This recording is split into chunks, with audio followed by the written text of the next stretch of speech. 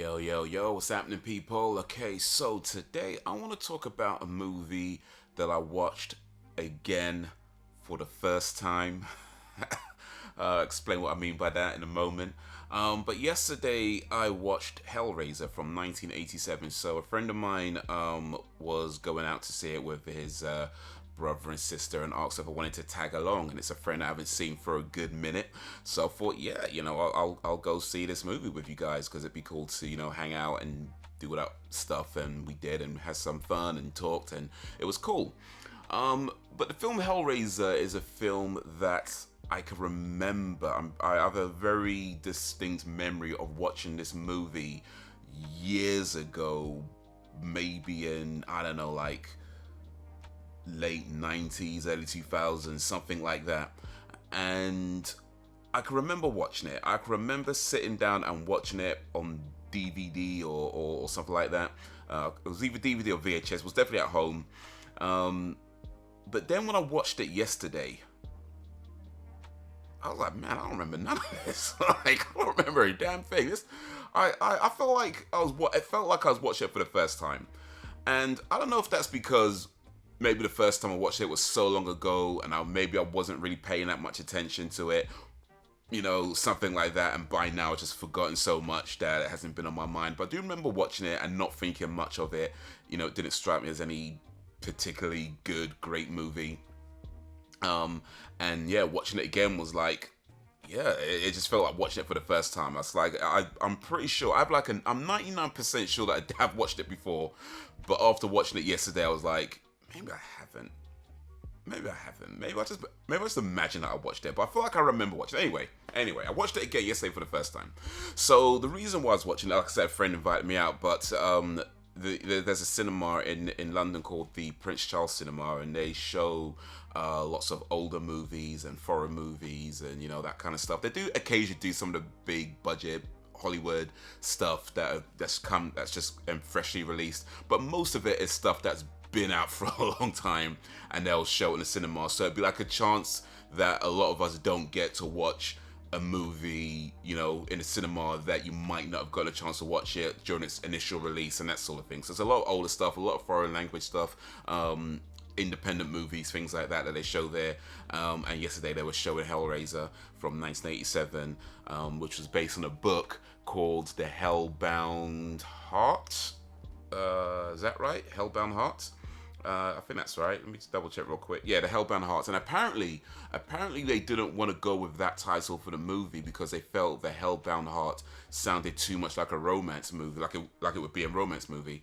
And I mean, to be fair, it kind of is. It kind of is a romance movie. It's definitely got some romantic elements. Maybe a bit more toxic romantic elements, but it's definitely got some romantic elements in there. But anyway, I would say that watching it again yesterday, I did have a better opinion of it than I remember having it the first time I watched it. Again, that could just because I wasn't paying attention. It could be any number of things why I really don't remember. It was a long time ago, and that small chance I didn't even watch it anyway. So there's that. But I did feel like I had a better opinion of watching it this time round. I think they did a lot of cool stuff, with the gore and that kind of thing. I would say that where I felt it lacked is that it didn't feel like it develops the characters enough, in particular Frank.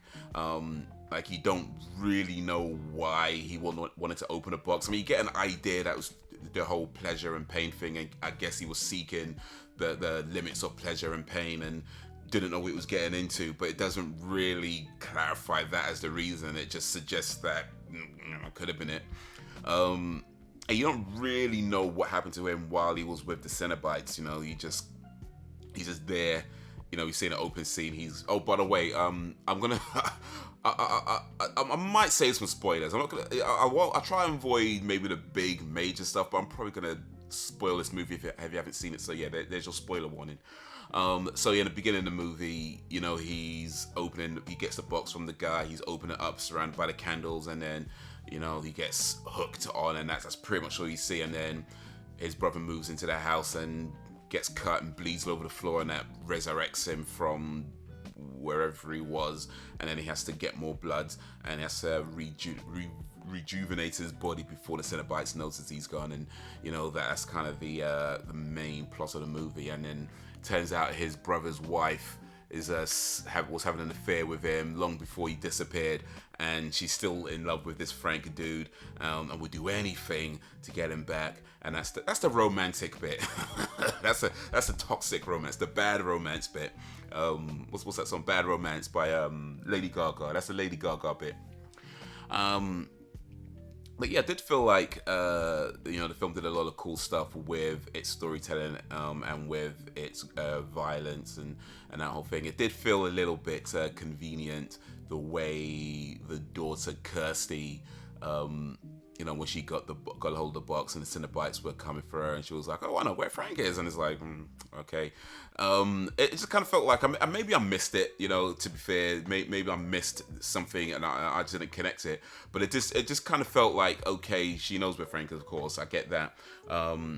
But she just seemed to know that the Cenobites would want him because he managed to, I don't think he explained all that to her when he was talking about, don't get it, don't take the box, give me the box back or something. He was telling her something, but I don't think he explained all that about how the Cenobites won about, not to Kirsty at least anyway. I think he might have said something to he definitely said something to Julia, but I don't think he said anything about that to Kirsty, and she just seems to know that, hey, you guys gonna want Frank back, and I can tell you where he is. And it's like, yeah, turns out they wanted both of them, but and yeah, and also by the end when it's like when she's closing the box to get rid of him, and it's kind of like, is that all you had to do, really? Just to close the box? And it's like, just okay, fine, this is what we're going with. But yeah, I mean, it was a decent film. I would say that I'm not sure. I don't. In my mind, it's not the masterpiece that I think a lot of people seem to make it out to be. It's definitely better than I can remember it being from the first time I may or may not have watched it. But yeah, I do feel like it lacks a lot, even by 1987 standards. It feels like it was lacking quite a bit in terms of mainly the development and just kind of the conclusion of the story as well. But so overall, it was a pretty cool film. I did like the idea of this pleasure and pain thing though, and assuming Frank was looking for to find the limits of pleasure and pain. I do like that as a concept. I think like a lot of what we do without realizing kind of goes along those lines of how much pleasure can we take and how much pain does that bring, because everything has a cost, right? Or everything we do has some kind of cost to it, and ultimately you can't feel pleasure if you don't feel pain. If you don't feel pain, if you don't feel pleasure, they're kind of very intermingled. Pleasure, pain are very, very closely related, and sometimes that line between what is pleasurable and what is painful could be just that really thin thing about of the things you do, or some of the things we do. And so yeah, it's a very interesting concept. There was this advert for, I think it was like a chocolate bar or something. I can't remember what it was, but it was an advert years ago where they were talking about all the pleasure and no pain, and they had this thing where they'll eat the chocolate, wherever it was, and then the person be waiting for something bad to happen. Of course, it doesn't happen because that was the advert. But in reality, it doesn't quite go that way. I think some of the things, or a lot of the things we do, maybe even most things or all things we do, there's some kind of painful cost, and it's just, is that cost worth it? Is the pain you receive for something worth the pleasure that you get from it? And that's always going to be something that a decision that we make, probably subconsciously most times, but every now and then it is a bit more conscious as how much are we taking on, how much are we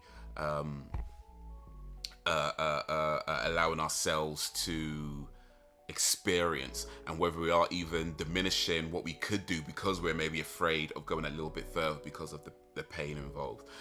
How much can we step over a line before it becomes a problem? Of course, that's going to be different for different people, but I do think it's an interesting thing to think about. And certainly in the case of Frank, where again, it's not something that's mentioned in the movie, but it seems like he's very much a hedonist, or is it hedonist? Hedonist or hedonist? I'm not sure how it's pronounced, but one of them or both of them, doesn't matter. It's it's one of those words, one of those ways of pronouncing it. But it's a person who is in pursuit of pleasure at all costs, and doesn't care about the cost, doesn't care about as long as it feels good. That's all they care about. It doesn't matter what it does to him or what it does to others, as long as it feels good. Like that song, the old song by Skunk Anansi. Who remembers that? Who remembers that? If you remember that, you're old.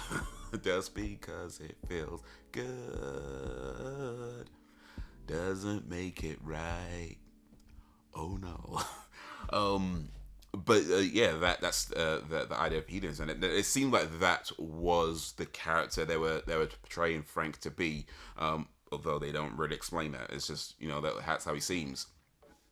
And, that's a whole thing within itself, this idea of, seeking pleasure and doing whatever feels good and not worrying about what any kind of consequences that may bring. And, no matter what it does to you, whether it's something good, well, you're going to get something good out of it, but no matter what bad thing comes your way afterwards, you just don't care as long as it feels good, as long as it's something you want to do, as long as there's the pleasure you get from it, no matter what it does, no matter how it affects other people, it's just doing it. And I feel like that's the kind of character that Frank seemed to be, at least in terms of when he was opening up the box to go on these brinks of pleasure and pain and try and find the precipice of that whole thing.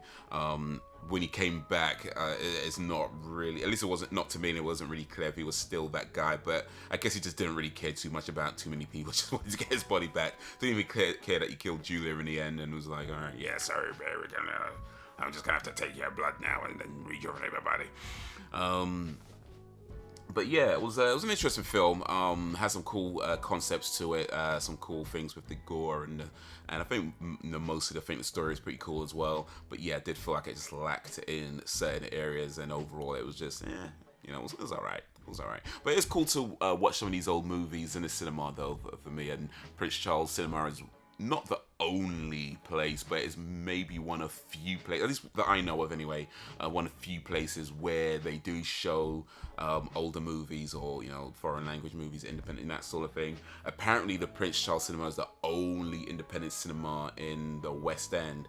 But I know BFI Institute, I think that's the one. I think that's the one. I'm not sure they technically count as independent, but I know they do show some older stuff as well. And there's some other, I think Genesis Cinema as well, I think they do, and some other ones dotted around. But yeah, support your local independent cinema if you've got one, because they show some cool stuff from time to time, and yeah, it's cool to watch some of these old movies, and especially like a film like Hellraiser. I was just kind of thinking, like, as I remember watching, I didn't particularly enjoy it, and it was like £14 for the ticket. And it's a film that, I could probably go on Amazon and get it for like, I don't know, £5 or whatever. I don't know what they sell on Amazon. I might be completely wrong. But the point is, I could probably get it a lot cheaper than £14 and have it and keep it. I have, that's an option available where I can just have it and keep it and watch as many times as I want. But, the money you pay to be in a cinema and watch it on a big screen, especially like I said, I was going with some friends I haven't seen for a while, definitely worth the money for me and worth the experience. And even though it was a film I thought was just meh, it's less about that and more about appreciating a film, being shown in a way that it was intended to be shown, which with a lot of the older movies, you don't get many chances to see that. So that's a cool thing. And I was also thinking as well that with independent cinema, and this is completely unrelated to Hellraiser, by the way, but I was just thinking just yesterday, this thought came to me with independent cinema, that they're in a very unique position right now, because with platforms like Netflix and Disney Plus and Amazon and all these sort of streaming platforms where people are sort of gravitating towards to watch movies because it's such a convenient way to watch films, it does have an impact on cinema. It does have an impact on the types of films that get made. What's his face? Matt Damon was saying something similar about certain films are less likely to get made because, or rather, they're less likely to get put in the cinema. It's not that they won't get made, but they're less likely to get put in the cinema because the opportunity to make the money back from them isn't quite there. So certain films either don't get made or they don't get put in cinema. Or if they do get made, have a much lower budget, which might not be as good as certain things. So there is a knock-on effect to which movies get greenlit. And you know, let's be honest, we do right now get a lot of the big budget comic book movies, and I love those movies. They're great. They're some of my favorite movies. You know, so I'm not even trying to knock that. I do not want to see any kind of end anytime soon to the MCU or the DC. None, I ain't trying to say that, but it is a lot of what you get in cinema now, in the mainstream cinemas, and with independent cinemas like Prince Charles Cinema and other places, they've in a unique position where they're not really affected by that, because they've already built up an audience, a customer base of people who go there to watch older movies, to watch independent movies or foreign language movies, and you know, things that you don't normally see in the mainstream cinemas. So they've already got a customer base, and they've been doing this for a long time. So if, and I hope this doesn't happen, but if you do start to see mainstream cinemas, you know, either dropping down in size, or you know, a lot more other movies not getting greenlit or not as commonly greenlit, I feel like places like Prince Charles Cinema and other independent cinemas, they're in a unique position to perhaps thrive and maybe even become a much more of a thing from there. But that's speculation. I don't know what's going to happen. I'm just putting some thoughts out into the world that whatever. But anyway, but yeah, so Hellraiser from 1987, cool movie. I did enjoy it, but yeah, definitely lacking in some areas. But it does have some really cool concepts, which I think are worth discussing and exploring. And I don't believe I've seen any of the other Hellraiser movies. I'm not sure how many they made. I think there's my friend was telling me there's like 8 of them or something like that. I could look it up. I could. But yeah, I'm not gonna. But anyway, yeah, I think there's a bunch I haven't seen. I don't think I've seen the rest of them anyway. I feel like I'm not even entirely sure if I've seen the first one at this point. Well, now I have, but you know. But yeah, definitely haven't seen the others. I know there's a new one they just made of HBO or something, which I've not seen either. But anyway, that's some thoughts I just wanted to share that came to my mind after watching the Hellraiser in the cinema and the Prince Charles Cinema. By the way, they're not changing their name. It's still going to be called the Prince Charles Cinema.